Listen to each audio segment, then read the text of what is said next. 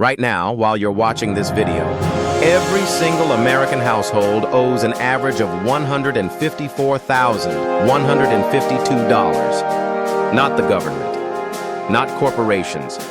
You, your household, your family. And the worst part?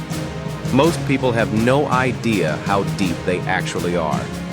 Today I'm going to show you the exact numbers, verified, real data from the Federal Reserve and the New York Fed. And more importantly, I'm going to show you the specific steps to break free before this debt silently destroys your financial future. Stay until the end, because step 4 is the one most people skip, and it's the reason they stay stuck for decades. Let's start with what's actually happening in America right now. As of the first quarter of 2026, total consumer debt in the United States hit $18.8 trillion. That's trillion with a T. To put that in perspective, if you stacked 18.8 trillion $1 bills on top of each other, that pile would stretch from Earth to the moon and back, 41 times. And this number is still growing. Here's where it gets really painful. The average American carries $6,715 in credit card debt. At the current average interest rate of 21%, the highest in 40 years, that means the average person is paying $1,410 per year just in interest. That's not paying down any debt. That's not building any wealth. That is $1,410 that evaporates every single year just for the privilege of owing money. If you put that same $1,400 into a low-cost index fund instead, in 30 years that decision alone would be worth over $90,000. One decision, $90,000. But credit cards are just the beginning. Student loans, $1.83 trillion, spread across 43 million Americans. The average borrower owes $38,375. And that debt grows at 2.5% every year, even before you add in new borrowers. Then add auto loans, $1.69 trillion in Q1 2026. The average auto loan balance, $24,822. A 7-year car loan at 9% interest means you'll pay nearly $8,000 extra just in interest on top of the car's price. And here's what nobody talks about. A car loses roughly 20% of its value the moment you drive it off the lot. You're paying interest on an asset that is actively losing value every single day. And finally, mortgage debt. $13.19 trillion. The average mortgage balance, $269,562. At a 7% interest rate on a 30-year mortgage, you will pay more in interest than you paid for the house itself. That house you think you own? The bank owns most of it for the next 30 years.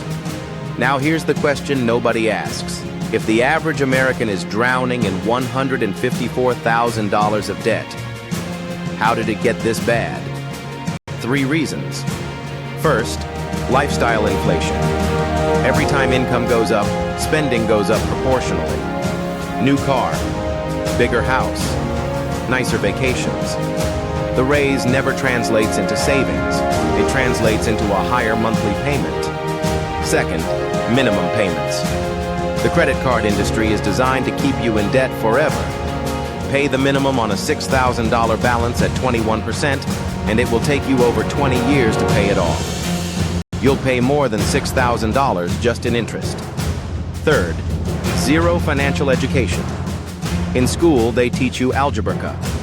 They teach you the history of ancient civilizations. But they never teach you how compound interest works against you when you're in debt. So how do you get out? There are 4 proven steps.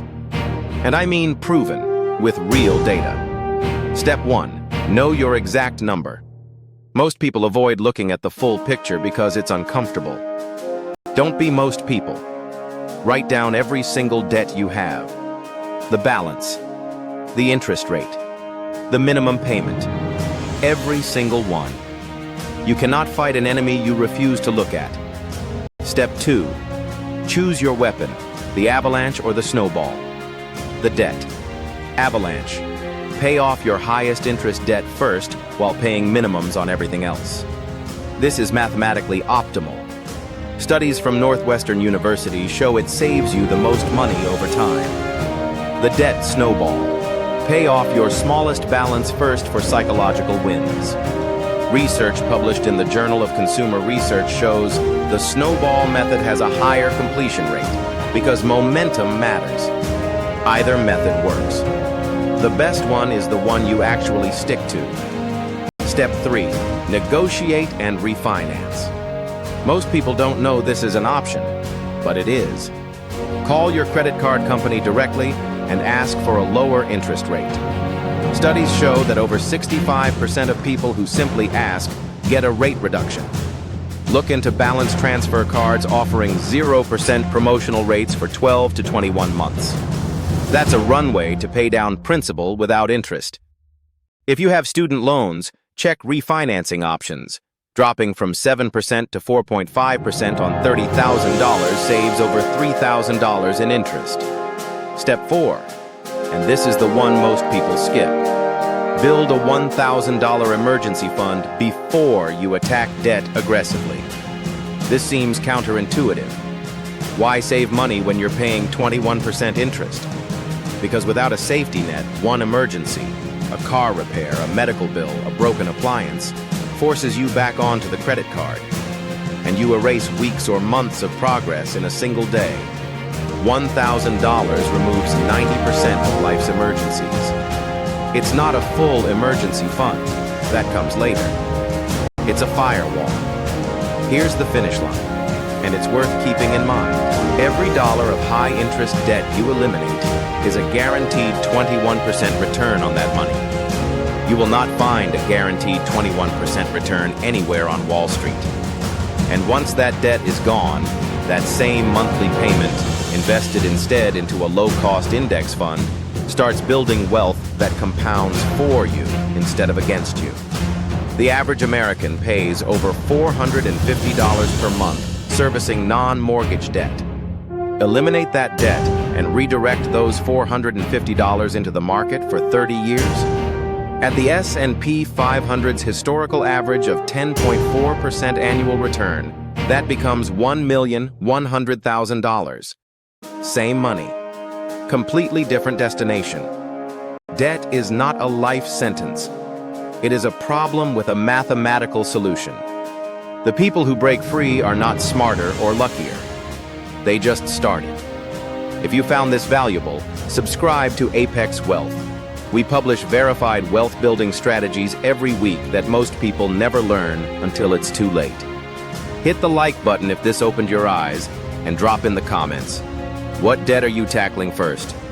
We'll see you in the next one.